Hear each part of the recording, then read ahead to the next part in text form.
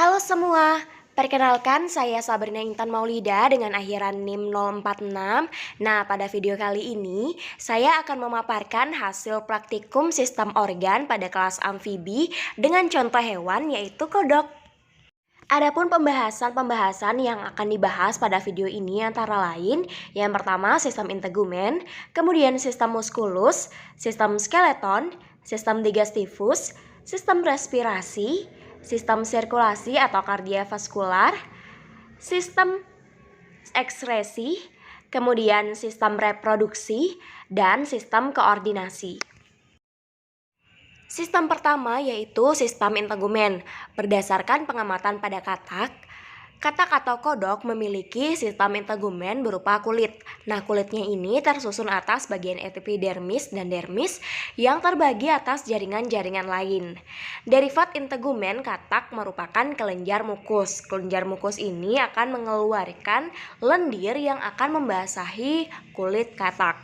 Kemudian pada epidermis sebelah bawah merupakan lapisan sel germ yang selalu menghasilkan lapisan jagat yang setiap waktu bisa terkelupas. Kemudian pada bagian dermis katak terdapat jaringan ikat. Di sebelah luar jaringan tersebut terdapat jaringan seperti karet busa yang mengandung banyak kelenjar dan pigmen. Kemudian bagian sebelah dalam dari dermis terdapat jaringan-jaringan padat berupa jaringan ikat. Selanjutnya di sebelah bawah jaringan dermis terdapat saraf dan pembuluh darah. Selanjutnya yaitu sistem muskulus. Berdasarkan praktikum ditemukan beberapa muskulus pada katak antara lain yang pertama muskulus pada bagian dorsal kodok yaitu musculus temporalis, kemudian depressor mandibularis, longissimus dorsi, obligus externus, latissimus dorsi, obligus internus, triceps femoris, semimembranosus, gastrocnemius, dan musculus peroneus. Kemudian pada bagian ventral kodok ditemukan musculus deltoid, musculus pectoralis, musculus cipisternum, musculus rectus dorsalis, musculus linea alba, musculus obligus externus, musculus triceps femoris, musculus sartorius, musculus gracilis, musculus tibialis, dan musculus gastrocnemius. Sistem muskulus pada amfibi ini masih metamerik seperti pada ikan, tetapi tampak tanda-tanda adanya perbedaan, seperti sekat horizontal yang membagi otot dorsal dan otot ventral. Kemudian pada bagian dari otot epiksial atau dorsal mempengaruhi gerakan kepala. Nah, pada otot hipaksial terlepas atau terbagi-bagi dalam lapisan-lapisan. Kemudian membentuk otot-otot obligus eksternal, obligus internal, dan otot transversus mikomata pada katak tidak terlihat. Sedangkan untuk musculus appendicularis, katak atau hewan amfibi memiliki otot appendicularis yang lebih kompleks dibandingkan dengan Pisces. Kemudian pada katak terdapat musculus appendicularis ekstrinsik yaitu pectoralis dan supracoracoidus yang terlihat ketika fase primitif amfibi. Kemudian terdapat juga otot pectoralis cutaneus yang merupakan selaput integumen pada otot pektoral. Selanjutnya sistem skeleton amfibi. Rangka katak tersusun atas endoskeleton yang disokong oleh bagian-bagian yang lunak. Pada fase berudu, tulang-tulangnya masih lunak dan menjadi keras pada fase dewasa. Skeleton pada katak atau kodok ini terdiri dari skeleton aksial berupa tempurung kepala, vertebrae, dan sternum. Kemudian skeleton appendikular berupa kaki. Kemudian tempurung kepala ini yang berukuran besar dan pipih terdiri atas kranium yang sempit, kemudian beberapa pasang kapsula sensoris, dan juga tulang-tulang rahang. Nah, pada hasil praktikum ditemukan tulang-tulang pada katak, yaitu tulang ulna, radius, humerus, slentrum, suprascapula, presakal vertebra, sacrum, orostil, ischium, tibia, fibula, tibiale, fibulare, dan metatarsal. Sistem selanjutnya yaitu sistem digestivus. Nah, pada hasil pengamatan, sistem digestivus yang didapatkan pada katak berupa saluran pencernaan yang terdiri atas rongga mulut, kemudian esofagus, ventriculus, lambung, intestinum, usus halus, usus tebal, dan juga kloaka. Kemudian kelenjar pencernaannya berupa hati dan juga pankreas. Hati pada katak ini berwarna merah kecoklatan, terdiri atas lobus kanan yang terbagi menjadi 2 lobulus. Hati ini berfungsi untuk mengeluarkan empedu yang disimpan dalam kantong empedu yang berwarna kehijauan, dan pankreas berwarna kekuningan. Kemudian berdasarkan hasil pengamatan pada sistem respirasi di katak, ditemukan organ-organ respirasi berupa kulit dan juga paru-paru. Nah, katak ini memiliki 2 sistem respirasi atau sistem pernafasan, yaitu pernafasan melalui kulit dan juga pernafasan melalui paru-paru.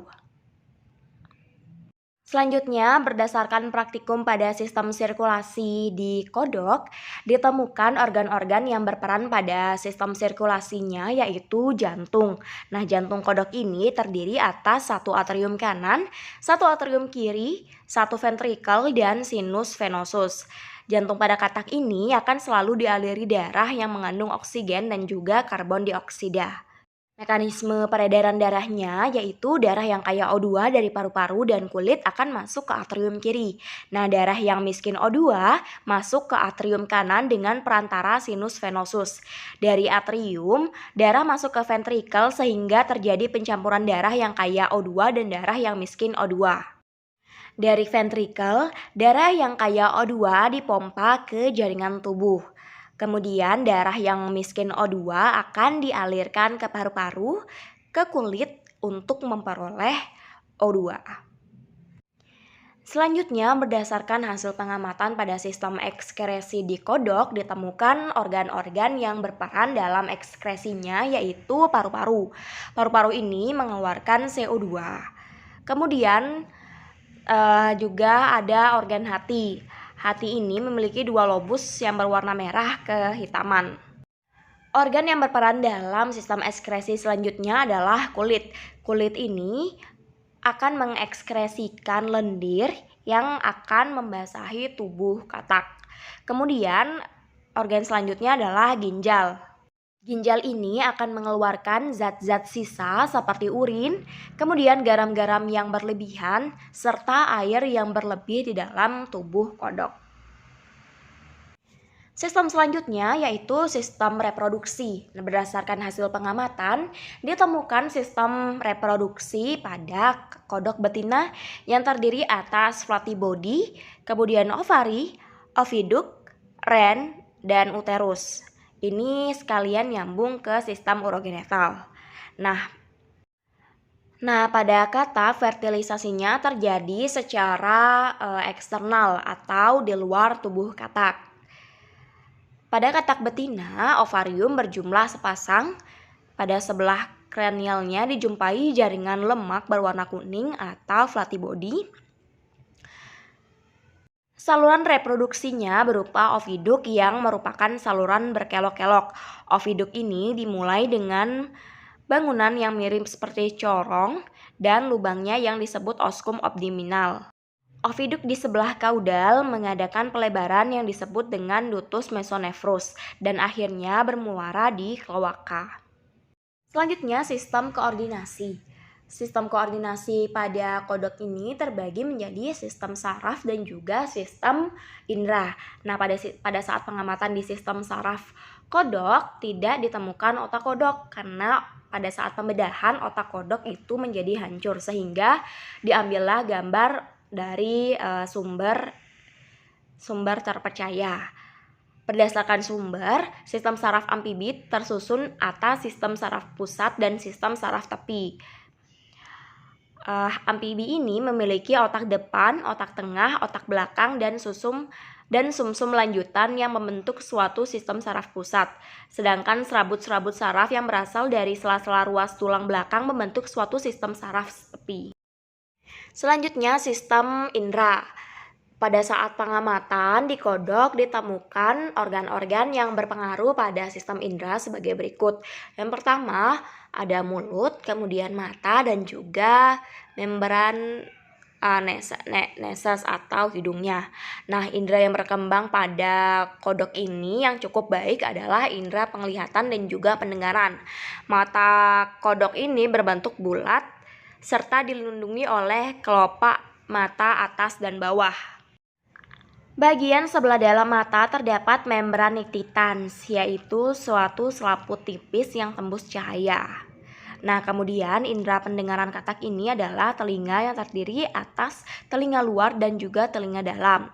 Telinga luar berupa sepasang selaput pendengaran di sebelah kanan dan kiri kepala. Selaput pendengaran berbentuk segitiga yang melebar di bagian luarnya.